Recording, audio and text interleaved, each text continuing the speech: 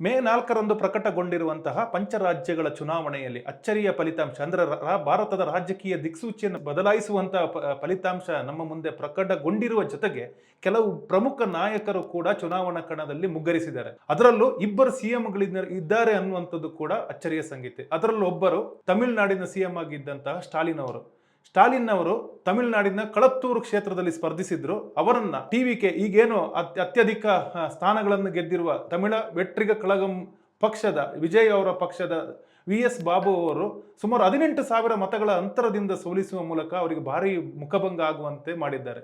ಇನ್ನೊಬ್ಬರು ಪಶ್ಚಿಮ ಬಂಗಾಳದ ಸಿಎಂ, 3 ಅವಧಿಗೆ ಪಶ್ಚಿಮ ಬಂಗಾಳದ ಸಿಎಂ ಆಗಿದ್ದಂಥ ಮಮತಾ ಬ್ಯಾನರ್ಜಿ ಅವರನ್ನ ಭವಾನಿಪುರ ಕ್ಷೇತ್ರದಿಂದ ಅವರ ರಾಜಕೀಯ ವೈರಿಯಾಗಿದ್ದಂತಹ ಸುವೇಂದು ಅಧಿಕಾರಿ ಅವರೇ ಸೋಲಿಸಿದ್ದಾರೆ. ಹಿಂದೆ ಅವರನ್ನ ನಂದಿಗ್ರಾಮ ಕ್ಷೇತ್ರದಲ್ಲೂ ಕೂಡ ಸುವೇಂದು ಅಧಿಕಾರಿ ಅವರೇ ಸೋಲಿಸಿದ್ರು. ಇನ್ನೊಬ್ಬರು ಅಸ್ಸಾಂನ ಮಾಜಿ ಸಿಎಂ ದಿವಂಗತ ತರುಣ್ ಗೊಗೊಯ್ ಅವರ ಪುತ್ರ ಆಗಿರುವಂತಹ ಗೌರವ್ ಗೊಗೊಯ್ ಅವರು ಕೂಡ ಅಸ್ಸಾಂನ ಕಾಂಗ್ರೆಸ್ನ ಗೆಲುವಿನ ನೇತೃತ್ವವನ್ನು ವಹಿಸಿಕೊಂಡಿದ್ರು ಕೂಡ ಲೋಕಸಭಾ ಸದಸ್ಯರು ಕೂಡ ಆಗಿದ್ರು.